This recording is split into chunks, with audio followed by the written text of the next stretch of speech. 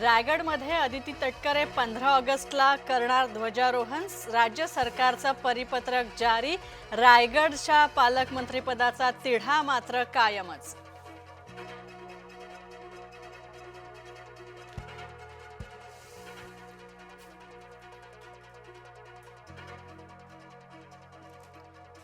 दिल्लीत सरकारला जाब विचारणाऱ्या खासदारांना अटक. ईव्हीएम कसं हॅक होतं हे भाजपच्या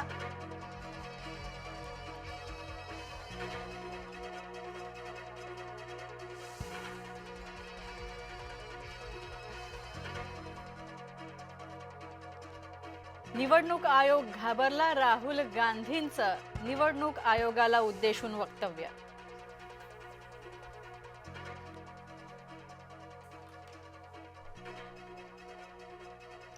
राहुल गांधींना महाराष्ट्र निवडणूक आयोगाची नोटीस.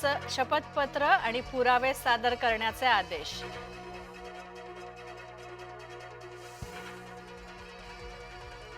लातूरमध्ये गोपीनाथ मुंडेंच्या पूर्णाकृती पुतळ्याचं अनावरण. गोपीनाथ मुंडेंनी ओबीसी समाजाची मोठ बांधली, मात्र मुंडेंना मुख्यमंत्री करण्याचं स्वप्न अपूर्णच राहिलं. मुख्यमंत्री देवेंद्र फडणवीसांनी व्यक्त केली भावना. महादेवी हत्तीणी संदर्भात गुरुवारी होणार सुनावणी. महादेवीसाठी सरकारसह वनतारा सर्वोच्च न्यायालयात याचिका करणार दाखल.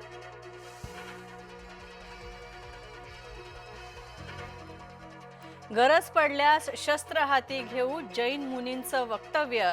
जैन मुनींच्या वक्तव्याशी सहमत मात्र नाही, मंत्री मंगल प्रभात लोढा यांचं उत्तर.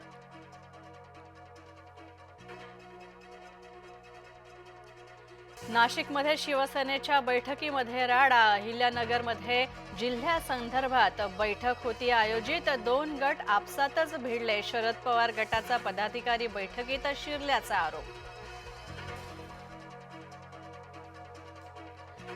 विठ्ठल रुक्मिणीची पूजा हिंदीतून झालीच नाही. विठ्ठल रुक्मिणी मंदिर समितीकडून वादावर स्पष्टीकरण. मनसेचा आंदोलनाचा इशारा.